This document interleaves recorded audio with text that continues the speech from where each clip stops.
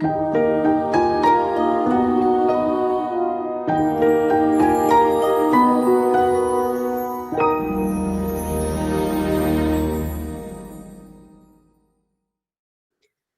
fazer uma oração, então. Oremos juntos. Se você pudesse colocar de joelhos, vamos orar juntos, então. Oremos. Pai nosso que estás no céu, santificado seja o teu nome, Senhor. A ti toda honra, toda glória e todo louvor pelos séculos dos séculos. Pai amado, estamos aqui nessa manhã, Pai, para mais uma vez pedir ao Senhor que o Senhor venha, Pai, venha nos ajudar nessa manhã. Venha, Senhor, falar conosco nessa manhã. Estamos aqui dispostos a ouvir a sua voz.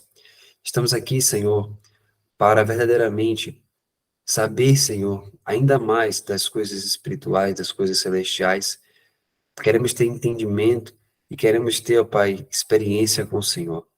Que nessa manhã o Teu Santo Espírito fale a nossa mente individualmente, ao nosso coração, e que possamos, ó Deus, levar essas verdades para a nossa vida, de forma que seja achado em nós, Senhor, todo esse conteúdo maravilhoso, e também, Senhor, que seja a base da nossa experiência cristã, Pai, diariamente.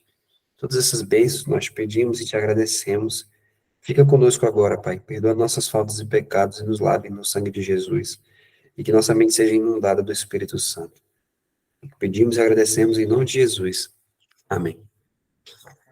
Queridos, então, hoje nós vamos falar, né, do capítulo 3, 4 e 5 desse livreto chamado Vitória em Cristo, né, ou Vitória Cristã.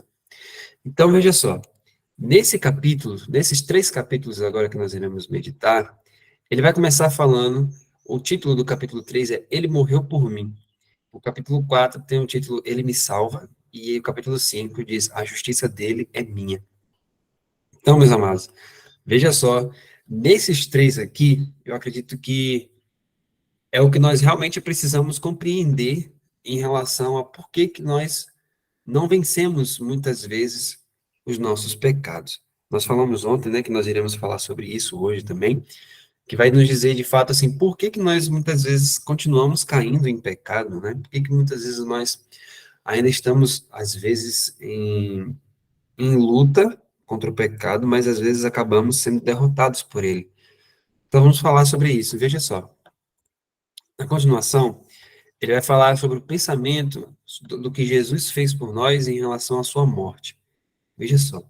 Quando penso no que ele deixou por mim, enquanto a gente vai lendo essa parte aqui, eu peço que você abra Romanos capítulo 5, que nós iremos meditar nesse verso no início, tá bom? Eu vou ler essa parte do livro, enquanto isso, deixa aberto nossa Bíblia em Romanos capítulo 5. Diz assim: Quando penso no que ele deixou por mim, em como ele viveu por mim, em como ele foi tratado no julgamento por mim, em como ele sofreu por mim quando foi zombado e cuspido, e quando finalmente derramou sua alma até a morte, então, quando ele estende aquelas mãos que foram perfuradas por mim e suplica, venha a mim, com tristeza, mas também com alegria, eu respondo, sim, meu Salvador, eu venho. O que menos posso fazer? Veja, queridos, que nós estamos vendo, né, que Cristo é um Salvador pessoal. E veja que aqui, Prescott, nesse livro, você vê que ele está, de fato, ele interiorizou isso, né? Ele está aqui. É como se fosse um derramar da alma dele aqui nesse livro, né? Porque ele está realmente contando uma situação que ele vive ali, né? Mostrando para a gente como que ele conseguiu compreender a mensagem que ele ouviu, né? Desde lá de 1888.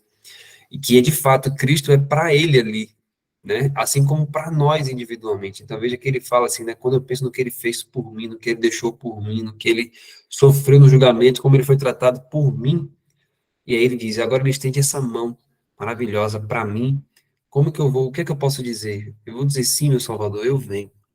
Queridos, isso é muito importante, essa noção, e eu quero ver alguns versos com vocês aqui no livro de Romanos, para que a gente possa meditar em relação a isso, né?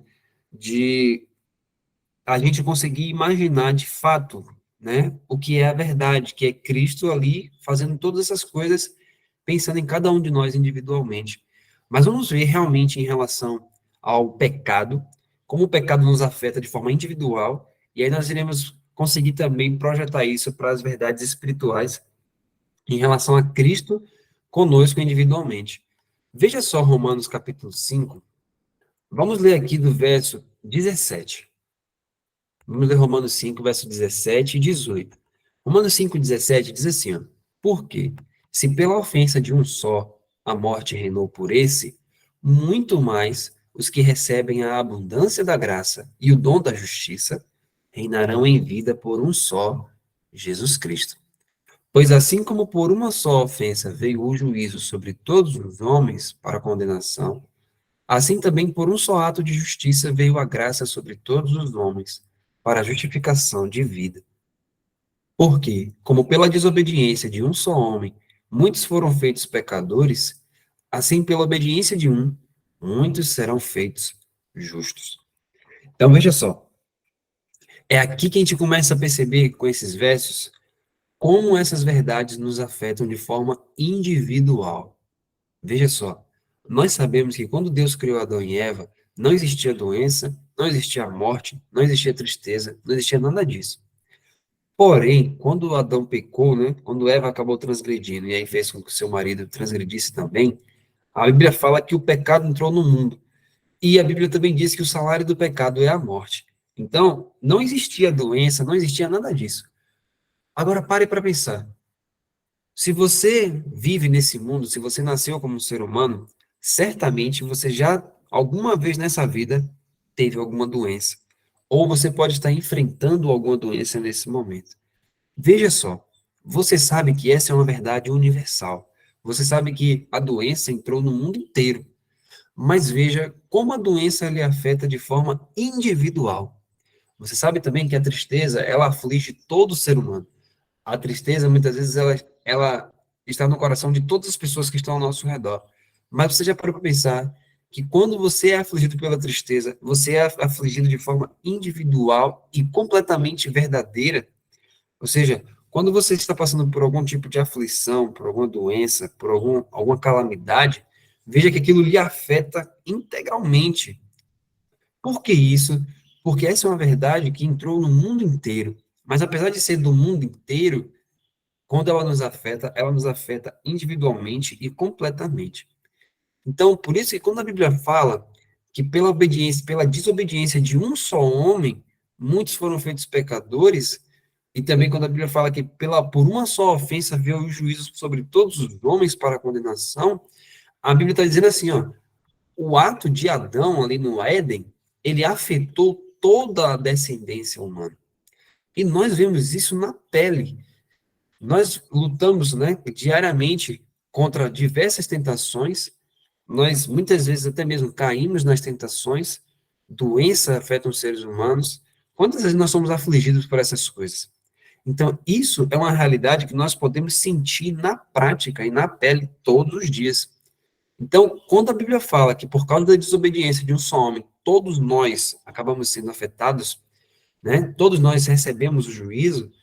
Então, a Bíblia fala, muito mais agora também, pela obediência de um só, muitos serão feitos justos. Então, se com Adão nós recebemos o juízo e todas as evidências, né, se veem na nossa vida, e quando nós recebemos todas as consequências disso também, também agora em Jesus, pelas mãos furadas, por isso que a Bíblia fala, né, pelas suas pisaduras fomos sarados. Então, agora, essa cura, essa restauração, ela também se torna uma realidade. E é uma realidade que não é algo, uma doutrina, queridos, isso é muito importante. É algo prático, é algo que é sentido, é algo que é vivido. Não é algo que é apenas para você entender teologicamente, para explicar para uma pessoa. Porque doença, você não diz assim, olha, os seres humanos, por causa do pecado, eles se tornaram doentes, mas eu nem sei o que é isso. Sabe, os seres humanos agora são tristes, e muitos deles agora passam por diversas situações e tentações por conta exatamente de que o pecado entrou no mundo e com ele veio a morte. Muitos seres humanos morrem, mas nenhum dos meus ancestrais morreram, por todos vivos. Ninguém faz isso. Porque isso não é uma doutrina que é apenas para ser explicada de forma teórica. Isso é algo, queridos, que afeta diretamente a nossa vida. Então, se em relação a Adão foi tudo verdade na nossa vida, nós vemos a morte em nossos familiares, nós vemos doenças afetando os familiares e às vezes nós próprios, nós vemos a tristeza abalando muitos corações, ansiedade, medo, né? Então, se a gente consegue experimentar essas coisas, nós estamos provando a realidade do fato de que o Romanos capítulo 5 é completamente verdade, em nossa experiência. Mas, se é verdade em relação a Adão, vai ser verdade em relação a Cristo também. Então, quando Jesus Cristo veio e sentiu todas essas misérias humanas, então agora o que Cristo oferece não vai ser apenas uma coisa intelectual, uma coisa que eu posso, olha, que coisa linda, então eu posso apenas meditar. Não, vai ser uma realidade prática na minha vida. Assim como eu senti e experimentei o que é a morte em Adão, eu vou experimentar agora o que é a vida em Jesus. Por isso que a Bíblia fala assim, que nós temos a vida eterna. Então, nós já podemos fruir essa vida aqui, né? Não é para ser fruída apenas lá quando Jesus voltar, mas nós já temos a vida eterna aqui, operando em nosso coração e em nossa vida também. Então, veja o que ele diz aqui. A lei me declara culpado e devo admitir que o veredito é justo. A pena é a morte e a justiça a exige. Todo súdito que em tempos de guerra trai seu soberano, e isso é o que eu fiz, é um traidor e digno de morte. Mas ele morreu por mim, e aceito sua morte como minha morte, e digo à lei: eu paguei a pena no Calvário, quando Jesus morreu em meu lugar, e sou absolvido. Assim, encontro paz e descanso em Jesus. Foi o que nós comentamos ontem. A vida de Jesus, ela se uniu à nossa, né? Então, de fato, quando Jesus morreu na cruz do Calvário, nós podemos hoje, com toda certeza, dizer: olha, a minha dívida está paga. A lei requer a morte da pessoa em si. E Jesus Cristo se tornou ali. Ele uniu a vida dele com a minha, de forma que as duas eram uma só. E Jesus Cristo, ao morrer, eu morri. É por isso, meus amados, que quando a gente lê Oséias, eu vou ler apenas esses versos só para a gente poder anotar, né? Quem estiver anotando, vamos ler aqui Oséias capítulo 6, e nós vamos contrastar com Efésios 2, só para a gente poder ter esse vislumbre maior que está nas Escrituras. Oséias capítulo 6 diz assim, ó, verso 1 e 2: Vinde e tornemos ao Senhor, porque ele despedaçou e nos sarará, feriu e nos atará a ferida.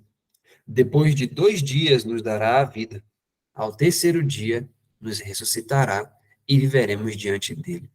Então, no verso 2 diz que depois de 2 dias Deus nos dará a vida e ao terceiro dia nos ressuscitará. Mas em toda a Bíblia, né, você só sabe e só existe a história de uma pessoa que morreu e no terceiro dia ressuscitou, que é justamente Cristo Jesus. Então, só que veja que a linguagem que Oséias usa aqui, quando a Bíblia fala, e Deus, depois de 2 dias, deixa eu colocar aqui o carregador do notebook, Deus, depois de 2 dias, nos sararia e no terceiro dia nos ressuscitaria, veja que ele diz, olha, nós ressuscitaremos. Então, olha que linguagem maravilhosa. Oséias, em vez de ele dizer assim, Deus ressuscitará ele, como ele é Deus conosco, ele fala assim, no terceiro dia nos ressuscitará. E é justamente isso que o apóstolo Paulo também compreendeu, né, do mistério do evangelho, e ele próprio usa essa linguagem, o Espírito Santo, através de Paulo, em Efésios capítulo 2. Veja o que ele vai dizer aqui em Efésios capítulo 2. Pode anotar também, você pode colocar até uma seta assim, Oséias 6, 1 e 2, traço, Efésios capítulo 2. Porque veja o que ele diz no verso 5. Efésios 2, 5, 6 e 7. Diz assim, eu vou ler do verso 4. Mas Deus, que é riquíssimo em misericórdia, pelo seu muito amor com que nos amou, estando nós ainda mortos em nossas ofensas, nos vivificou juntamente com Cristo. Pela graça sois salvos. Olha o verso 6. E nos ressuscitou juntamente com ele, e nos fez assentar nos lugares celestiais em Cristo Jesus, para mostrar nos séculos vindouros as abundantes riquezas da sua graça, pela sua benignidade para conosco, em Cristo Jesus. Então veja só, ele diz que nós ressuscitamos juntamente com Jesus. Então, quando Jesus morreu, a Bíblia mostra que nós morremos com ele. E quando Jesus ressuscitou, nós ressuscitamos junto com ele. Ou seja, a nossa vida já está junta com a dele, né? Já está ali completamente entrelaçada com a dele, de forma que quando ele ressuscita, Deus Pai diz, olha, Ivan ressuscitou também. Quando eles vai para o céu, que se assenta nos lugares celestiais, o Pai ora e diz, Ivan está sentado nos lugares celestiais. A vida de Ivan está sentada aqui. Então, Jesus ele veio e realmente se identificou perfeitamente com a minha vida. Então, veja só ainda o que constrangia o apóstolo Paulo e os seus amigos, né, quando eles pregavam o evangelho. Vamos ver isso, 2 Coríntios, vamos abrir aqui rapidinho. 2 Coríntios, capítulo 5. Vamos ler apenas 2 versos. 2 Coríntios, capítulo 5, verso 14 e 15, que diz assim: porque o amor de Cristo nos constrange. Muitas vezes, queridos, nós vemos esses versos, mas às vezes a gente não consegue perceber a realidade completa do verso, porque às vezes a gente só lembra dessa parte que fala assim: o amor de Cristo nos constrange. Pronto. Mas, na verdade, esse verso tem uma continuação. Veja o que constrange o ser humano. Qual é o entendimento que constrange? Ele diz assim, 2 Coríntios 5, 14 e 15, diz: porque o amor de Cristo nos constrange, vírgula, julgando nós assim. Então, veja só. Ele vai dizer que o amor de Cristo constrange a partir do momento que eles estavam julgando o seguinte, ó, veja só. Ou seja, qual era o pensamento que constrangia eles? E qual é o pensamento que vai constranger cada um de nós? Ele diz assim, julgando nós assim, que se um morreu por todos, logo todos morreram. Olha só que coisa. Então, olha o pensamento que constrangia a eles ali e que deve nos constranger. Como é que o amor de Cristo vai me constranger? Quando eu consigo entender a realidade que se um morreu por todos, logo todos morreram. Então, olha que fantástico isso. Se Jesus morreu por todos, todos morreram em Jesus. É isso que constrange o coração. Ou seja, se Jesus morreu por mim, eu morri ali. Percebe? Então, ele se uniu de tal forma à minha vida que quando eu olho para a cruz do Calvário, eu posso realmente olhar ali ele pendido na cruz e ver eu também pendido na cruz ali nele. Percebe? Então, isso significa que o meu velho homem, meus antigos hábitos, minhas antigas práticas, meus antigos desejos malignos, perniciosos, pecaminosos, estavam todos ali sendo crucificados com ele. Percebe? Por isso que também ele fala em Romanos 6 que o nosso velho homem foi crucificado juntamente com Cristo. Então, nós fomos, quando a gente olha para a cruz do Calvário, devemos olhar para a cruz e ver ali, junto com Jesus, todo o nosso velho homem crucificado junto com ele. E ali estamos nós ali pendidos e mortos ali junto com Jesus. Se a gente conseguir enxergar isso cada dia pela fé, as tentações elas não terão mais poder em nossa vida. Por quê?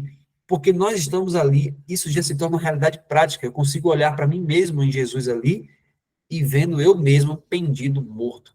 Por isso que no livro Vivendo pela Fé, ele fala sobre o momento que Satanás pode chegar em nossa vida e ficar sem entender, né? Satanás vai olhar e ele vai ficar surpreso, na verdade. Por quê?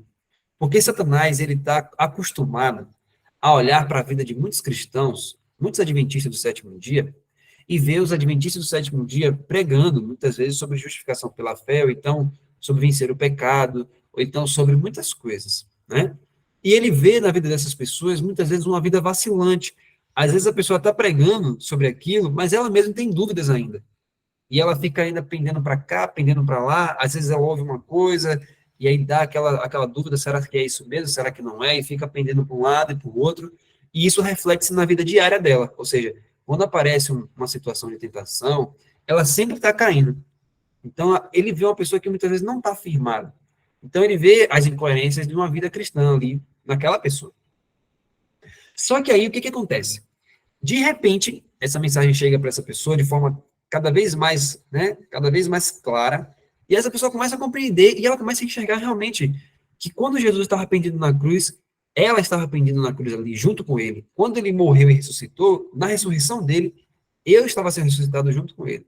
Só que isso cada vez mais vai fazendo sentido para você, e isso vai se tornar uma realidade prática. Aí no livro Vivendo pela Fé, fala que Satanás ele vem para te tentar novamente com as mesmas coisas que ele já sabe que você cai, só que de repente você já não cai mais. E aí o inimigo começa a ficar confundido. Por quê? Porque ele está acostumado já, né? Ele já te conhece integralmente, né? Então, ele está acostumado assim, esse aqui, o problema desse aqui é o temperamento, então é sempre a mesma coisa. O problema desse aqui é o apetite, então é sempre a mesma coisa. Então, todas as minhas tentações vão girar em torno disso, em cima do apetite dele. Essa daqui, o problema dela é o temperamento. Então, eu sei que eu vou girar sempre em cima disso, em cima dela, porque ela vai sempre cair nisso aqui. Esse daqui, o problema dele é com adultério. Então, eu vou sempre girar em cima disso aqui. Essa daqui, o problema dela é o ódio em relação aos irmãos, ou falar mal. Então, eu vou sempre colocar situações para ela estar falando mal do irmão. Então, ele já sabe cada um os problemas que a gente tem. Então, ele vai sempre jogar tentações e ele sabe que certamente a gente vai cair. Mas, de repente, ele começa a colocar tentação atrás de tentação e ele vê você não caindo mais. Isso vai gerar um alerta nele. Mas quando ele vier tentar a gente, aí no livro Vivendo pela Fé, quando ele diz assim, por exemplo, né? Olha, tá vendo ali fulano? Olha que coisa terrível. Fala mal dele. E aí você vai, não, não vou falar mal. Por quê? Porque eu não vou fazer mais isso. Ou também, eu não vou mais mirar, não vou mais ter ódio de fulano, então eu não vou mais cair nesse adultério, não vou mais ter essas paixões pecaminosas, eu não vou mais fazer esse tipo de coisa, não vou tomar o nome do Senhor em vão, não vou fazer nada disso. Satanás agora ele fica confundido, mas você diz assim para ele, olha, você antes via o velho, a velha pessoa, né? Sei lá, o nome da pessoa é Pedro. Você via o velho Pedro. O velho Pedro fazia isso. Mas não é mais Pedro que habita aqui, né? É Cristo que habita aqui. Já é um novo homem. Por isso, quando ele falou para Saul, lá em 1 Samuel, né? Ele diz assim: olha, e o Espírito do Senhor se apossará de ti, e tu serás tornado um novo homem. Ou seja, uma nova pessoa. Por isso que Satanás, agora, quando ele vem para essa nova pessoa, ele não encontra mais lugar naquela pessoa. Porque não é mais ela. Ela entendeu claramente que ela está ali pendida na cruz. Então, por isso que Paulo fala assim em 1 Coríntios 15, 41, né? Morro todos os dias. Porque, ou seja, cada dia ele tinha que trazer à mente a realidade de que ele estava ali com Cristo Jesus. E aquilo, esse entendimento, não é só uma coisa de, entendi que eu morri com Jesus e acabou. Não. Isso é algo que transforma o nosso viver. Porque você entende que você está morto. Então, quando as situações do dia a dia vêm, você, na sua mente, já está claro para você que você morreu com Jesus. Então, aquilo não tem como lhe afetar, né? Então, quando você tem esse entendimento e a tentação vem, e você sabe, né? Você está morto para si mesmo, está cheio de Jesus, a sua mente vai estar cheia das Escrituras. Isso é muito importante. Eu ainda vou mostrar isso mais à frente. A sua mente vai estar cheia das Escrituras, de forma que você vai rebater sempre com a palavra de Deus, porque você está morto para você, e dentro de você só habita a palavra de Deus. Então, Satanás não vai conseguir ter acesso a você, percebe? E isso é ser um novo homem, uma nova pessoa. Então, assim que a gente encontra paz e descanso em Jesus, diz assim: Jesus me amou e morreu por mim. Jesus ressuscitou dos mortos, ascendeu aos céus e agora vive como meu salvador pessoal. Nele tenho redenção, inclusive o perdão dos meus pecados. Com ele tenho comunhão dia após dia, pois vivo com ele e ando com ele. Reconheço sua presença comigo e dependo dele para me manter longe de fazer algo contrário à sua bendita vontade. Eu me entreguei a ele, aceitei definitivamente sua vontade em todas as coisas, e ele cumpre suas promessas para mim. Na alegria e conforto do seu amor, sigo em frente dia após dia. Então veja que ele fala, né? Eu dependo dele para não fazer aquilo que não é de acordo com a sua vontade. Ou seja, não sou eu próprio que tento me esforçar sozinho para cumprir a vontade de Deus, mas eu dependo dele para que ele próprio não me permita fazer algo contrário ao que ele mesmo deseja. Então ele diz assim: e isso é o que eu quero dizer quando digo que ele me salva. Ainda não cheguei ao céu, e isso depende de minha escolha diária, se algum dia entrarei pelas portas da cidade. Mas sei que desfruto da bênção da salvação presente através da minha aceitação de Jesus como Senhor da minha vida e confio nele momento a momento. Descobri que não é suficiente acreditar sobre Cristo. Devemos acreditar nele. Isso aqui é uma passagem de Ellen White, né, do Espírito de Profecia. Não é suficiente acreditar sobre Cristo. Devemos acreditar em Cristo. Aí ele fala: a diferença pode parecer pequena, uma simples mudança de palavra, mas é vital. Posso acreditar sobre Cristo com minha mente, mas para ser salvo por Ele, devo acreditar nele com todo o meu coração. Tenho plena certeza de que o que Ele prometeu, Ele também é capaz de cumprir, e me entrego para que Ele realize em mim a boa obra que prometeu. Esta é a base da minha experiência cristã. Então, veja só, queridos. Essa é a diferença, e essa diferença é vital. Quando o Espírito de Profecia fala assim, não basta crer sobre Cristo, é necessário crer nele. ou seja, crer em Cristo. Qual é a diferença entre uma coisa e outra? Veja só, hoje, a maioria das pessoas, a maioria delas, acreditam que existiu um homem chamado Cristo Jesus há 2.000 anos atrás. A maioria das pessoas acredita nisso. Historiadores, né? Muitas pessoas acreditam nisso.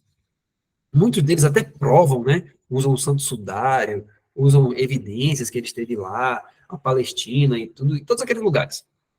Eles acreditam sobre Cristo, ou seja, eles acreditam que o relato que fala que Jesus veio à Terra é verdadeiro. Eles acreditam que Jesus de Nazaré operou milagres, eles acreditam que Jesus de Nazaré era um homem bom, né? Enfim, eles acreditam em tudo isso.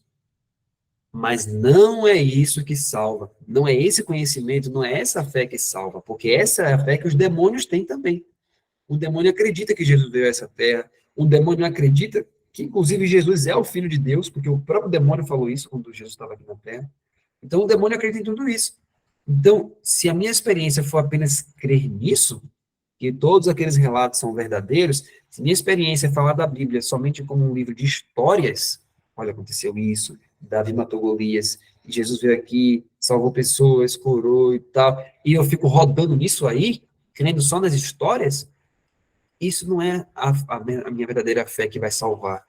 O que é que significa a verdadeira fé salvífica? Ele fala, não é suficiente acreditar sobre Cristo, ou seja, acreditar nas histórias, crer que o relato é verdadeiro. Não, não é só isso. É crer em Cristo. Ou seja, é verdadeiramente confiar no que ele fala, no que ele promete. Então você diz, olha, ele promete para você isso, isso e isso, você deve acreditar e permitir que essa promessa seja a base da sua experiência. Por que a fé dos demônios não é a fé verdadeira? Porque eles acreditam em tudo que está escrito na Bíblia, mas eles não confiam naquela promessa para operar neles. Então isso não faz sentido nenhum na vida deles. Eles não permitem que aquilo entre para eles, né, no coração deles. Então, isso, eles não se entregam a Jesus para que Jesus opere neles. Então, eles não permitem isso. Então, para eles, isso não serve de absolutamente nada, conhecer toda a Bíblia. Então, é diferente você acreditar sobre Cristo e acreditar em Cristo. Permitir que Jesus opere em nosso coração por meio da sua palavra. E permitir que toda promessa seja uma realidade na minha vida. Me entregar a essa promessa e confiar na promessa. Então, por isso que ele fala, essa é a base da minha experiência cristã. Confiar na promessa. Se ele prometeu, ele é capaz de cumprir, né? A palavra por si só é criativa. Aí ele diz, agora ele vai falar sobre o esforço. Olha que coisa maravilhosa. Meu esforço é direcionado não para fazer as coisas por mim mesmo, mas para não impedir Jesus de fazer. Meu único medo é que, de alguma forma, eu perca minha comunhão pessoal com ele, pois sei que, enquanto isso for mantido plenamente, ele cuidará do resto. Ele trabalhará em mim tanto o querer como o realizar. Se eu disser a ele do fundo do meu coração, seja feita a tua vontade. Isso não é uma religião sentimental. Isso não é uma vida de facilidade e prazer egoísta. Isso significa devoção completa e fazer o bem. Já não sou eu quem vive, mas Cristo vive em mim. Então, queridos, esse texto aqui, queridos, olha só. Esse texto é o texto central. Veja que ele diz assim, ó, para onde eu direciono meu esforço? Eu direciono meu esforço não para fazer as coisas por mim mesmo, mas para não impedir Jesus de fazer. Veja que ele fala que o único medo é que, de alguma forma, ele perca a comunhão pessoal com ele. Porque se ele tiver uma comunhão plena com Jesus, Jesus cuida do resto. Então, veja só, vamos trazer isso para a prática. A comunhão plena, se diariamente eu procuro buscar compreender de Deus o que ele revelou através de sua santa palavra, do espírito de profecia, cada dia eu tendo essa comunhão pessoal plena, eu vou estar sempre buscando cada vez mais, de forma que Jesus vai cuidar do resto. E o que é esse resto que ele vai cuidar? Se eu estou lendo diariamente os livros do Espírito de Profecia, vai chegar um momento que eu vou ler, por exemplo, Conselhos sobre Regime Alimentar. Eu vou ler Conselhos sobre Regime Alimentar e ali eu vou ver uma gama de coisas que eu preciso deixar para trás, como naquela visão do irmão White, né? Os cavalos deixa para trás, a carroça deixa para trás, um monte de coisa deixa para trás, as bagagens. Uma dessas bagagens que você traz na sua vida é a sua alimentação errada. Então, Deus vai dizer para você, ó, deixa isso para trás. Então, vai chegar um momento que eu vou ler ali o Conselho sobre Regime Alimentar e eu vou ver um monte de coisa que eu vou dizer, gente, para mim isso aqui é impossível. E é impossível, sim, de fato. Porque sem mim nada podeis fazer, Jesus fala, né? Então, mas qual é a minha parte? O meu esforço é direcionado para que diariamente eu não perca essa comunhão, ou seja, eu vou continuar lendo, vou continuar me consagrando e dizendo, Senhor, eis-me aqui, Senhor, seja feita a tua vontade. O Senhor opera em mim essas coisas. E diariamente eu vou continuar tendo essa comunhão, de forma que Jesus vai cuidar do resto. Ele próprio vai colocar em mim o desgosto por aquele alimento, o desgosto por aquilo ali. Ele próprio vai colocar em mim isso, porque não é natural. Então, ele próprio vai colocar o querer e o realizar segundo a sua boa vontade. Né? Então, Jesus vai colocar em mim, olha, aquilo que eu amava tanto, aquele alimento que muitas vezes eu não conseguia deixar, Jesus vai colocar em mim, às vezes até nojo por aquilo ali, por saber que aquilo é errado. Então, o próprio Jesus vai cuidar disso. Então, o que eu preciso me certificar diariamente é que eu tenho uma devoção completa, percebe? Porque já não vai ser eu quem vive, mas Cristo vive em mim, ou seja, o próprio Jesus vai colocar a vontade dele em mim. Isso é em relação à alimentação, isso é em relação à roupa, isso é em relação à música, isso é em relação a pensamentos, conversa, fala, hábitos, tudo. Jesus promete fazer isso tudo em nós. O que ele pede de nós? Não interrompa a ligação. Não interrompa o vínculo. É simplesmente isso que ele pede. Não interrompa. Porque a partir do momento que eu interrompo minha comunhão pessoal, dou pouquíssimo de tempo do meu dia para Jesus. Aí eu quero ensinar para as pessoas, falar para as pessoas sobre a reforma de saúde. O que é que vai acontecer comigo? Eu vou me tornar completamente um fariseu. Eu vou chegar para as pessoas e colocar um peso sobre elas que muitas vezes nem eu mesmo carrego. Eu vou colocar para elas um peso, uma coisa que vai exigir muito delas, mas que no meu dia a dia eu vou abrir uma exceção ali, vou abrir uma exceção aqui. Mas se eu ouvir que alguém abriu essa exceção, que eu mesmo faço, eu vou descer uma mó de azenha, né, como diz as escrituras ali. Eu vou colocar uma mó de azenha sobre o pescoço dela e vou jogar ela no fundo do mar. Por quê? Porque eu vou colocar agora pesos humanos e balanças humanas. E não pode ser assim, queridos. Percebe? Então, se Jesus Cristo estiver ali como centro, de fato, da minha vida, eu vou ser um adventista do sétimo dia completo, íntegro, vivendo tudo que está escrito na Bíblia e na profecia. Mas por quê? Porque o verdadeiro, né, o verdadeiro Cristo, o verdadeiro cristão, digamos assim, né, vai estar vivendo a minha vida em mim. Então, isso é maravilhoso, querido. Veja só. Meu irmão e minha irmã, agora aqui é no livro Vida e Ensinos, de Ellen White, em relação ao esforço, ela fala assim, meu irmão e minha irmã, exorto-vos a que vos prepareis para a vinda de Cristo nas nuvens do céu. Diariamente desarraigai de vosso coração o amor do mundo. Aprendei por experiência o que significa ter comunhão com Cristo. Preparai-vos para o juízo, para que quando Cristo vier para ser admirado por todos os que creem, possais achar-vos entre os que o encontrarão em paz. Então ela diz, aprenda por experiência o que significa ter comunhão com Cristo. Então veja só, uma coisa é falar sobre comunhão com Cristo, outra coisa é aprender por experiência o que significa ter comunhão com Cristo. E aí ela diz, a comunhão com Deus refletir-se-á no caráter e na vida. Os homens conhecerão em nós, como nos primeiros discípulos que estivemos com Jesus. Eis o que dá ao obreiro um poder que nada mais será capaz de lhe comunicar. Jamais devemos permitir ser privados de tal poder. Carecemos de viver uma vida dupla. Olha, o Espírito Profecia fala que a gente tem que viver uma vida dupla. Mas o que é essa vida dupla? Vida de pensamento e de ação. De silenciosa prece e infatigável trabalho. Então, o que ela está dizendo aqui? Uma vida dupla é oração e trabalho. Que trabalho, né?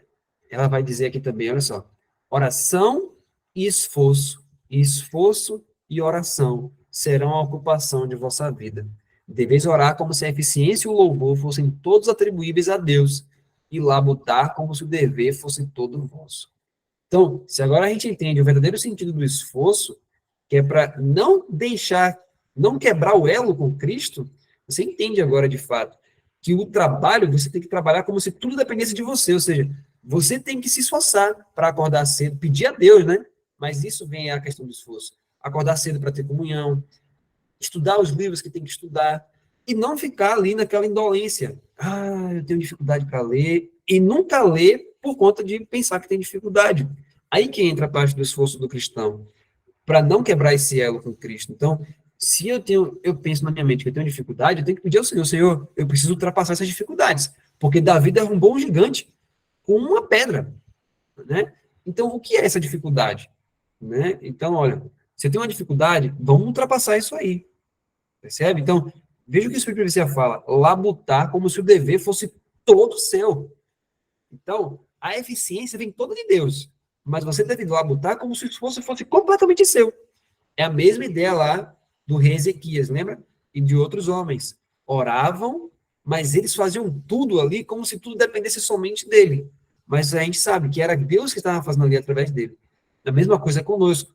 Então, a Bíblia fala, operai a vossa salvação com temor e tremor. E aí logo depois ela fala, porque é Deus que opera em vós. Então a Bíblia fala, você faz como se você mesmo tivesse que fazer sozinho por você, mas é Deus que está operando ali por seu intermédio. Então, eu preciso diariamente fazer tudo isso. Mas o que pode acontecer no meu dia a dia? Ah, eu preciso ter comunhão com Jesus, mas eu tenho tanta coisa para fazer, tanta coisa para resolver, que eu não consigo. Mas, queridos, o esforço tem que ser seu, nesse sentido. Você tem que trabalhar como se dependesse só de você. Então, o que você tem que fazer? Você mesmo tem que sentar e se resolver com Deus. Sentar e pensar assim, ó, bom, eu não faço realmente isso, eu não tenho comunhão com Jesus, minha comunhão não é satisfatória, então eu tenho que mudar, eu tenho que mudar. Então, é pensar como se dependesse só de mim, mas permitir que o próprio Senhor esteja operando. Então, eu tenho que mudar, o que eu preciso fazer? Eu preciso permitir que Jesus habite em mim. Mas como é que eu vou fazer isso se eu tiver comunhão com Ele? E para ter comunhão com Ele, preciso de tempo. Então, eu preciso reformular as coisas. Preciso dar a Jesus o tempo que é necessário. Porque Ele precisa operar em mim. Então, eu preciso ter tempo de comunhão, tempo de leitura, tempo de oração, tempo de meditação. Porque não basta ler e não meditar. Né? Preciso meditar, precisa de meditação, ou seja, refletir sobre o que você leu e aplicar em sua vida o que você leu. Não ler de forma apressada. Então, tudo isso, é isso que o Espírito de você está falando. Labute como se o dever fosse todo seu. Percebe? Então, isso é a parte do esforço humano, ou seja, é a escolha, ou chamado também de poder da vontade, né? Enquanto Cristo está purificando o santuário, aqui é no livro Refletindo a Cristo, enquanto Cristo está purificando o santuário, os adoradores na terra devem cuidadosamente rever sua vida e comparar seu caráter com a norma de justiça. Ao observarem seus defeitos, devem buscar o auxílio do Espírito de Deus para habilitá-los a ter força moral para resistir às tentações de Satanás e alcançar a perfeição da norma. Eles podem ser vencedores sobre as próprias tentações que pareceram fortes demais para a humanidade suportar, pois o poder divino se combinará com o esforço humano e Satanás não poderá vencê-los. Isso, queridos, é completamente bíblico. Tem muitas passagens da Bíblia que vão mostrar, de fato, essa realidade. Uma delas é Gálatas capítulo 5. Você deve conhecer esse verso, que é justamente um verso que é poderosíssimo. Gálatas capítulo 5, verso 16, que diz assim, digo, porém, andai em espírito e jamais, isso é uma promessa, jamais, em hipótese alguma, satisfareis as concupiscências da carne. Então, quando existe esse esforço humano, ou seja, quando você direciona suas energias para a comunhão com Jesus, para ter tempo de qualidade com Ele e para meditar em suas promessas e deixar realmente, né, o tempo livre para Cristo, aí sim, quando você se esforça dessa forma e você começa a orar ao Senhor, porque você está vendo seus defeitos e sabe que você não pode vencê-los por você mesmo, o poder divino é aplicado à sua experiência e Satanás não consegue mais te vencer. Isso é uma realidade, por isso que ele fala, ande em espírito, ande com Cristo, tenha comunhão com Jesus, viva essa vida que Cristo viveu, e jamais você vai cair, jamais, é uma promessa, jamais, em hipótese nenhuma, pode ser a coisa mais forte que Satanás consiga, mas você não vai cair, isso é uma promessa. Então, isso é maravilhoso, queridos, esse é o poder que está disponível para cada cristão, para cada adventista do sétimo dia, e isso que Jesus quer fazer o mais rápido possível, né? O mundo aí está mostrando claramente que nós estamos no final da obra de Jesus no santuário. Então, nós não temos mais tanto tempo para ficar ouvindo mensagens como essas e deixar isso só entrar por um ouvido e sair pelo outro. Isso tem que se tornar uma realidade, meus irmãos. Porque nós não sabemos até quando. Porque, veja só, se nós ouvimos mensagens como essas, que Deus já enviou há tanto tempo, e a gente fica ainda ouvindo e deixando para depois, ouvindo e deixando para depois, vai ter outros que vão ouvir, e o Espírito Profecia fala que eles vão fazer em meses o que nós não fizemos em anos. Ou seja, vai ter pessoas que vão ouvir essas mensagens e vão se entregar completamente a essas mensagens e vão devorar os livros, a Bíblia, tudo, em pouco tempo. Enquanto a gente, que tem o mesmo poder disponível que eles vão ter, fica protelando, e postergando, deixando para depois, tem muita coisa para resolver, e aí às vezes a gente vê aquele fogo da mensagem, e aí a gente, não é isso mesmo, é aquela coisa, e depois deixa esfriar, e aí vai e fica nisso. Não, queridos, precisamos mudar isso agora. O dia da salvação é agora. Se nós temos tido essa experiência, precisamos, a partir de agora, tomar a decisão. Olha, é como se dependesse só de mim. Então, a partir de hoje, eu vou me dedicar aos estudos. Eu vou colocar isso como um meta, a partir de hoje. Como se tudo dependesse de mim. A gente sabe que não depende, mas olha o que o Espírito Profecia fala. Faça como se dependesse apenas de você. Não fique só orando. Por isso que ela fala, todo aquele que só nada faz além de orar, logo deixará de orar. Se eu fico o tempo todo, Senhor, me ajude, meu Pai, me ajude, Senhor. Ai, eu não quero mais viver isso, meu Deus, o Senhor sabe, eu choro. O Espírito Profecia fala que há homens que oram e choram. Ela fala isso, que oram e choram, mas nunca, ela fala assim, ó, que a carcaça podre deles, né, nunca pode entrar no céu. O que é isso, né? Porque podridão da carcaça. Ela diz que eles oram e choram, mas eles por dentro eles estão cheios. É como Jesus falou para eles, né? Estão cheios de rapina por dentro. Eles oram e choram, mas eles não tomam uma iniciativa. Eles não fazem as coisas para mudar. Está sempre ali se lamentando. Queridos, não podemos mais ser assim. Imagine só, toda vez que nós vamos para as reuniões, vamos sempre lamentar pelos mesmos pelos pecados que afligem nossa vida. É como se nós estivéssemos dizendo, eu não tenho um salvador para me salvar disso. Isso não é verdade. Jesus Cristo está aqui para me salvar hoje e para me salvar agora. Jesus Cristo está aqui para criar em mim um novo coração agora. Eu não preciso ficar sempre me lamentando pelos meus pecados. Já pensou se toda vez que a gente se encontrar, eu ficar ali, gente, por favor, eu estou sempre caindo no mesmo pecado. E assim sendo. Aí passa uma semana, passa duas, passa um mês, passa dois, passa três, passa 6 meses, fecha a porta da graça. Imagine, fechou a porta da graça e tá eu ali. Ai, gente, eu não consigo. O que vai acontecer comigo? Eu vou me perder. Você já deve ter lido uma experiência de um homem, que ele é uma conta, que ele sempre estava ali e ele caía no pecado, né? Em um certo pecado ali. Você vai ler depois, você vai ver que pecado era aquele que ele cometia. Mas ele cometia um pecado, e aí o que, que ele fazia? Ele ia pro meio do bosque, né? Ia lá pro meio das florestas e tudo, e ia orar. Aí ele orava, e orava, e orava, e orava, e chorava com Deus, e pedia. Mas quando voltava, ele continuava cometendo o mesmo pecado. E aí depois cometia o pecado, ia lá e orava, orava, orava, se derramava ali, chorava, voltava, cometia o mesmo pecado. Por fim, esse homem acabou se perdendo, né? Então, por que que acontece isso, queridos? Porque muitas vezes a gente não toma realmente a iniciativa de permitir a Jesus. E eu só posso permitir a Jesus se eu der ao Espírito Santo os meios, entre aspas, de ele operar em minha mente. Eu preciso ler, ele é o Espírito da verdade, então eu preciso ter a verdade em minha mente para que ele possa atuar. A Bíblia tem que estar sempre ali cheia minha mente tem que estar cheia das Escrituras, eu tenho que estar cheio de Jesus. Aí sim o Espírito Santo vai poder operar de forma muito poderosa. Imagine só se Pedro, né? Eu gosto muito de pensar assim. Já pensou se Pedro não tivesse comunhão com Deus? Se ele não estudasse as Escrituras? No momento que ele estava ali em Atos 2, né? O Espírito Santo desceu. Então, o Espírito Santo só vai lhe lembrar aquilo que você estudou. Às vezes a gente pensa assim, não, mas no momento certo o Espírito Santo vai lembrar. Sim, mas ele só pode lembrar algo que está ali na sua mente. Ele não vai fazer brotar aquilo que você nunca estudou, né? É semelhante àquela questão de uma escola. A gente sempre ensina para as crianças, né? Quando as crianças estão na escola aí.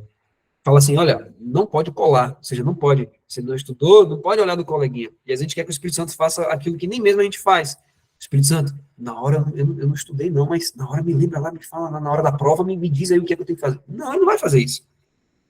Se você estudou, você está cheio da palavra, o Espírito Santo ele é o Espírito da verdade, então ele vai trazer a verdade para sua mente. Mas se você não estudou, se você não deu tempo para aquela palavra entrasse em você, você não vai se lembrar disso no momento da tentação e você vai acabar caindo. Mas o contrário é verdade. Mas se você está cheio, o Espírito Santo vai lhe usar plena e poderosamente. Então, se Pedro não estivesse cheio da Bíblia ali, quando ele estava ali, já pensou ele chegar ali na frente de todo mundo, tendo que pregar, e todo mundo se junta, e Pedro começa a pensar assim, peraí, Jesus morreu, mas, peraí, em Êxodo, a Bíblia fala assim que, já pensou? Todo mundo parado ali para ouvir, e Pedro ali. Mas, em 1 Samuel, como é que fala mesmo o texto? Imagine, o povo tudo ali e Pedro assim, né? Diz assim, aquele que habita no esconderijo do Altíssimo, deitar-me faz em vez de... Já pensou? Pedro trocando tudo. Então, o que que ia acontecer? Ele ia perder completamente ali a autoridade em relação àquelas pessoas. Mas veja como aconteceu.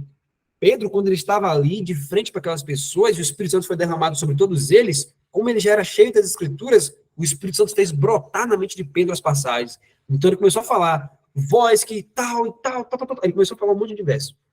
E foi isso que impactou aqueles judeus. Porque os judeus conheciam as Escrituras. Muitos deles memorizavam as Escrituras. Mas as Escrituras não faziam sentido para eles. E o que foi que o Espírito Santo fez através de Pedro? Foi citando um verso atrás do outro, mas encaixando de uma maneira incrível. Então, quando aqueles homens ouviram, eles falaram assim, uau!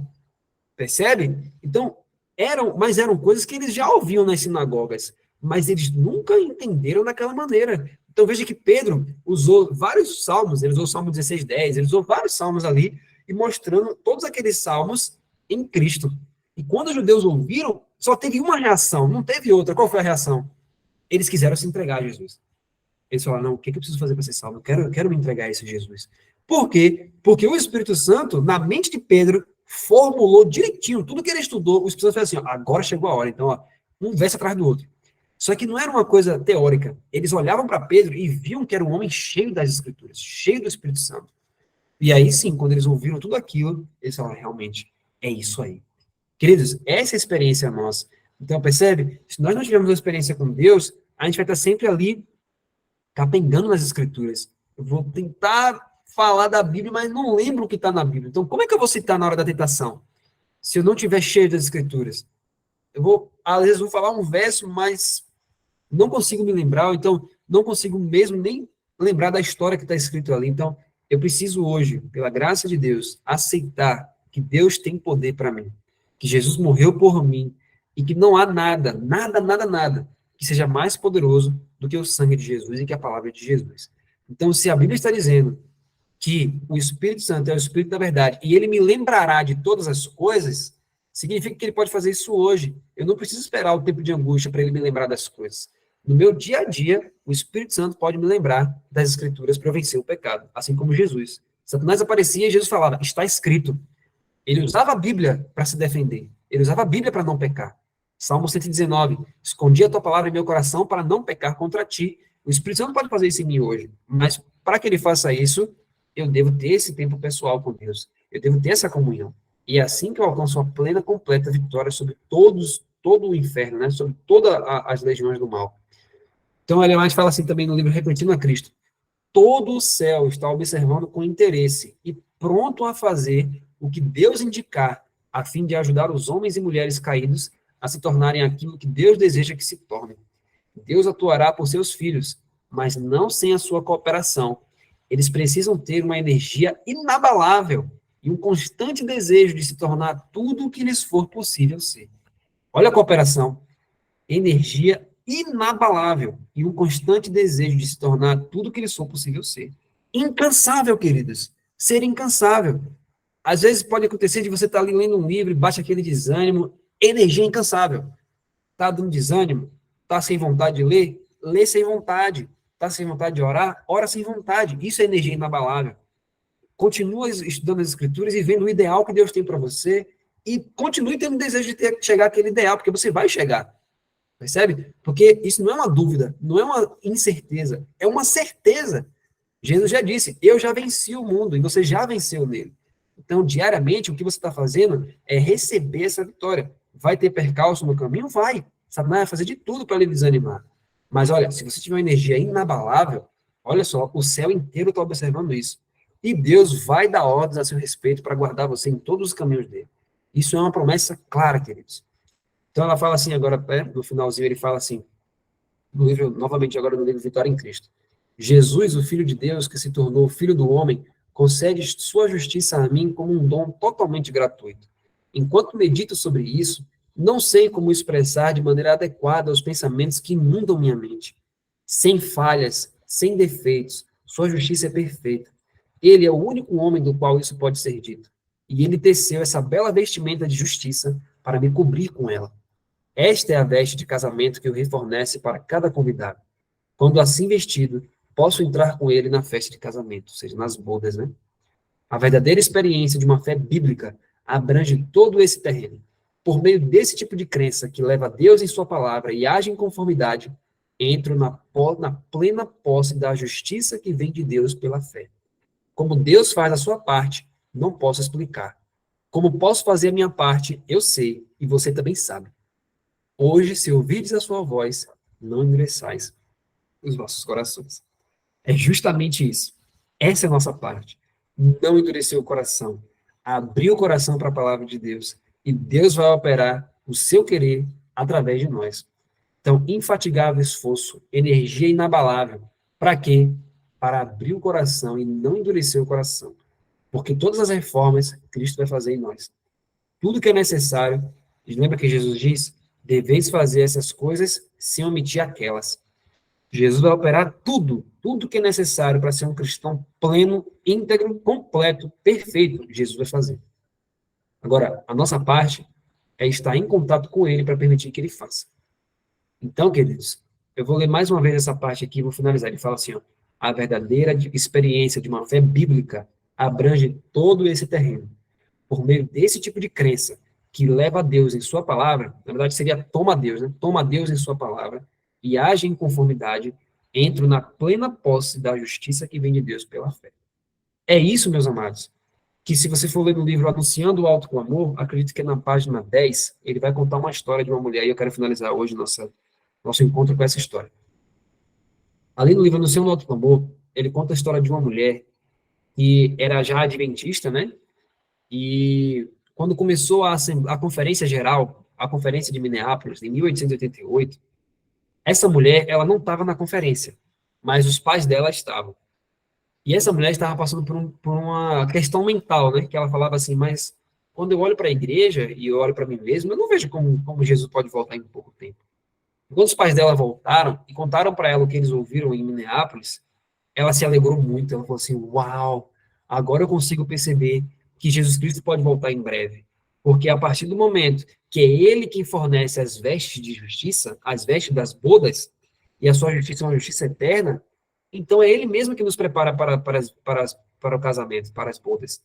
Então, Ele pode fazer isso o mais rápido possível. E é exatamente isso, queridos. E ela falou, oh, como eu estou feliz. E é justamente isso, queridos. Tudo isso que a gente falou hoje aqui, Cristo Jesus quer fazer na nossa vida em questão de pouco tempo. Então, ele pode e vai fazer isso. Se você for ler o livro Anunciando o Alto Clamor, você vai ver que o que ele pode fazer em nós, ele vai fazer em questão de poucos meses. Poucos meses. Então, se a gente se realmente colocar energia infatigável para entender essa mensagem, compreender a mensagem de 1888, a justiça pela fé, ler os livros de profecia, estudar as escrituras diariamente, em meses. Você pode ler o livro Anunciando o Alto Clamor lá, ele vai mostrar as passagens de Ellen White, tudo direitinho. Em meses, nós teremos um povo pronto para passar por um tempo de angústia como nunca houve, sem intercessor, e eles vão conseguir passar por tudo isso sem transgredir, nem mesmo por pensamento a lei de Deus. É isso que nós queremos, queridos. É isso que nós queremos, e temos pouco tempo para alcançar isso. Mas mesmo sendo pouco tempo, Jesus é capaz de fazer infinitamente mais do que a gente pensa. Ele pode preparar a gente, sim, o mais rápido possível. Eu quero essa preparação hoje. Eu sei que você quer também. E que o Espírito Santo, através de tudo isso que nós falamos hoje, possa colocar em sua mente hoje, olha, meu filho, não endureça o coração. Busque inabalavelmente energia infatigável, energia inabalável. Coloque isso. Não deixe os sentimentos, não estou com vontade, aí vem a tristeza, mas Deus não vai, Deus vai me condenar. Não, deixe isso para trás. Foca no objetivo. O objetivo é permitir Jesus Cristo atuar em mim. Esse é o objetivo. Então, qual é o meu objetivo? Bíblia, Espírito de profecia, oração e estudar essa mensagem. Pronto. O resto, deixa nas mãos de Deus. Lance suas ansiedades sobre Ele, porque Ele tem cuidado de você. Agora, permita Ele. E você vai ver, Ellen White fala assim, que todos aqueles que colocam como, né, o princípio supremo da vida, fazer a vontade de Deus, eles verão montanhas de dificuldades completamente ruindo na frente deles. Ou seja, aquilo que é uma montanha gigantesca de dificuldade vai ficar tudo plano, porque Deus que vai operar isso. Deus vai remover as dificuldades, queridos. Isso são promessas que o Espírito Santo mostra. E assim, nós realmente viveremos toda essa verdade e experiência prática todos os dias.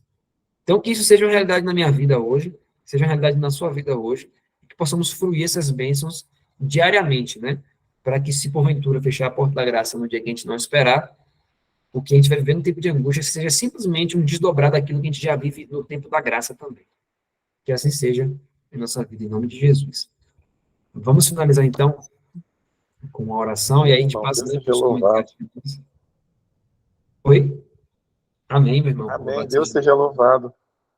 Amém. Vamos orar, então? Oremos juntos.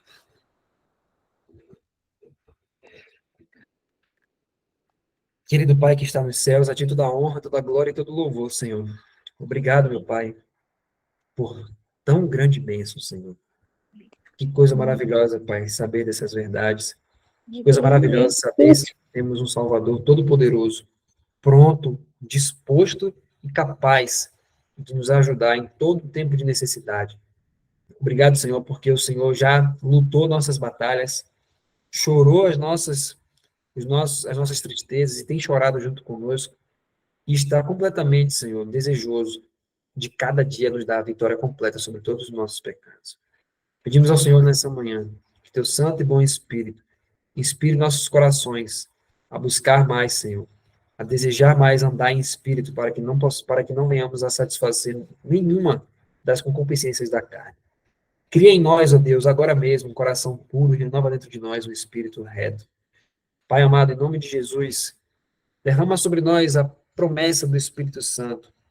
Está escrito: mas recebereis poder ao descer sobre vós o Espírito Santo, e me sereis testemunhas tanto em Jerusalém como em toda a Judéia e Samaria até os confins do mundo. Rogamos essa promessa nessa manhã, Senhor. Que teu Santo Espírito repousa sobre nós. Pai querido, que não seja, Pai, apenas mais uma coisa que a gente ouviu pela manhã, mas ao longo do dia vai embora. Não, Pai. Mas que isso possa ser um princípio diário na nossa vida. Que seja um desdobrar constante da vontade de Deus, Senhor, sobre nós. E que tudo isso faça sentido. Que isso nos leve, Pai, a buscar mais essas mensagens, a ler mais, a orar mais, Senhor, a nos consagrar mais, a meditar mais e a pensar mais nas coisas de Cristo durante o dia, para que sejamos completamente transformados, porque é isso que precisamos, Senhor. Precisamos disso o mais rápido possível. O Senhor desejava que seus filhos, sabe, já deveriam ter feito isso há muito tempo. Nós já nem deveríamos mais estar nessa terra, Senhor, mas aqui ainda estamos numa terra de pecado, ainda estamos contemplando diariamente, Senhor, tanta violência no mundo, criminalidade aumentando, Satanás, Senhor, imbuindo do seu espírito ali, dos filhos da desobediência, mas aqui estamos nós, Pai, resgatados do reino das trevas para o reino do Filho do seu amor, suplicando ao Senhor nessa manhã, que o teu Santo Espírito repouse sobre nós, Senhor, que a chuva serôdia, Pai, desça sobre nós. Não queremos mais, Senhor, ter um espírito de combate, não queremos mais ter um espírito, Pai, de violência, nem de nada disso. Queremos ter um espírito manso e humilde como o de Jesus. Queremos ter um espírito, Pai, inabalável como Jesus tinha. Queremos ter a comunhão que Jesus tinha contigo, Pai. Queremos ser transformados à imagem e semelhança de Jesus. Queremos permitir que Cristo habite em nós, Senhor, para que Ele seja a esperança da glória em nossa vida. Pai amado, por favor, Senhor, muda, Senhor, a nossa mentalidade. Tira a nossa mentalidade carnal. Nos dá a mente do Espírito, Pai. Nos dá uma mente nova, Senhor. Põe em nós um Espírito novo. Nos dá, Pai, nós precisamos disso agora, Pai. E é o que te rogamos, Senhor. E que o Senhor desça sobre nós agora, do lado do santuário. Que se derrame sobre nós o Espírito, Pai, lá do alto, para que sejamos revestidos de poder, Senhor. Mas poder, primeiramente, para vencer o pecado. Precisamos de poder para subjugar o nosso eu. Para permitir, Pai, que nós sejamos crucificados com Cristo. Que essa realidade, Pai, alcance nossa mente. De forma que, de fato, possamos viver cada dia como mortos em Cristo Jesus, mas também ressuscitados nele. Pai amado, essas bênçãos te pedimos e nós suplicamos humildemente e ardentemente, Pai, que isso seja uma verdade a partir de agora em nossa vida. Por favor, Senhor, que pedimos e agradecemos em nome de Jesus. Amém.